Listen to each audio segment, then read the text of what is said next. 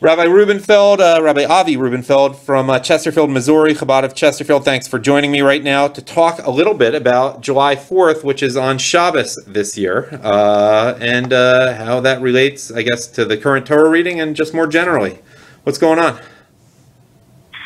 So first of all, it's an excellent point that you bring up. I wanted to take a moment to praise Adam Taxin, even though that wasn't your intention here. But, when somebody is open to constantly recognizing that every opportunity in life is really a message and how to become a better person and how to derive meaning from the events that we live through, that is a sign of intelligence. It's also the correct way of living life.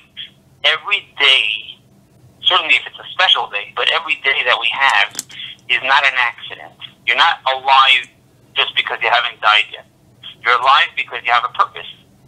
And every opportunity that you have to recognize how to become a better person and how to create a greater godly experience in your life is not only an opportunity, but really an obligation for us to recognize what it is and take advantage of that. There's a Hasidic saying that if you have the ability to do something, you also have an obligation to do it. Well, thank you. But my birthday is not till the end. My birthday is not till the end of the month, so let's save more of it for then. No, I'm kidding, but thank you very much. That's. We don't want to get you, nervous in that sense as far as birthday and those things. But why am I bringing that up? Because you reached out to me and you said, let's do a video on the 4th of July and the Torah portion. It has to be meaning. And I believe that you're taking that from the Hasidic statement that the Alter Rebbe, the founder of the Hasidic movement about 300 years ago, stated it to his followers who are all Hasidim and dressed like Hasidim. And he said, you got to live with the times. And trust me, that was the farthest thing from their mind to dress in the fashion of the day, etc. What he meant to say in saying those words, the message that he taught and have resonated with us ever since, is that every single time that you're alive in, especially the Torah portion of the week, is really a message to you on how to live your life in a meaningful way. So if you read the Torah portion and there's an event, an occurrence that occurs during that Torah portion, then obviously that is meant to teach you about that. So you want to know about the 4th of July, in particular being the Day of Independence for the United States, but additionally you pointed out our northern neighbor is celebrating Canada Day, which of course is significant as well. For me personally, as I mentioned, because my children are there for summer camp now, but certainly Canada has been one of the most outspoken supporters of the Jewish people and doing so, speaking about Israel, but in reality they're supporting the Jewish people. Both of those are true independently and together, because you can't take the Jew out of, you can take the Jew out of Jerusalem, but you can't take the Jerusalem out of the Jew, right? The Prime Minister Harper has been Prime Minister Harper has been a particularly great friend of the Jews. I mean, I don't think you can question that whatsoever. Up in Canada, without a question, and that's a tremendous merit. It's very easy to choose what's popular, and sometimes when it's not popular, but you do what's right, that shows you that that's not something small. So let's talk a little bit about this idea of independence, and I'll base it off, as you brought up in the question, I'll base it off the Torah portion. You see, this week's Torah portion, Balak talks about the king of the nation of Moab, who was tremendously feared, frightened by the fact that the Jewish people were passing near his land, and therefore he wanted to wipe them out. And he knew from watching other nations that had attacked the Jewish people that they were wiped out instead of the Jewish people. So he said, I have to do something differently.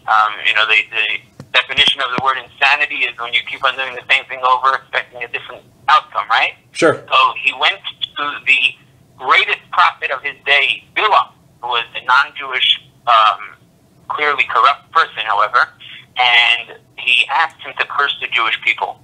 And Bilam's response to him was that first he tried to not have to admit this, but when he cornered him and he sort of twisted his arm to come no matter what, he fulfilled all of his stipulations, finally, Bilam said, listen, wait overnight and I'll hear what God tells me. So overnight, God told him that you should not go with them. You're not going to be able to curse the people because you can't curse the Jewish people. If you curse them, you'll be cursed. And or he said it in the positive, that blessings come from them. You can only bless them. So the result was that Bilam, who hated the Jewish people, and Balak, who hated the Jewish people even more, had to openly state that they cannot do anything that God doesn't allow them to do. And therefore he came up with a devious, terrible plan to seduce the Jewish people and cause the Jewish people to sin. And if they sin, they'll anger God, and then maybe you'll have God will choose you as his messengers to punish them. That was his, and they were willing to send their daughters to seduce the Jewish people and cause them to sin. That's how low they were, that they were willing to send their daughters to become prostitutes, essentially, right, to harm the Jewish people. So you see, though, even somebody like Bilam, who hated the Jewish people, had to admit that he can't do anything unless God lets him. So when we speak about such a great day, the 4th of July, as the day of our celebrating our independence, you have to really think for a moment, if you're a God-fearing Christian, if you believe in God, what does that mean, independence? Are we independent? Are we truly independent of God? As a matter of fact, our founding fathers were certainly religious people. Mm-hmm. And that was something to their credit, that they placed within the foundation of what we stand on, this idea of a belief in God, that everybody should be allowed to believe in God and to worship God in their way. So this idea of independence doesn't mean that you're totally independent of purpose, or that you're not answerable to a supreme being. Independence rather means that God has empowered you to have the ability to serve a purpose. And you have free choice. And those are not contradictions.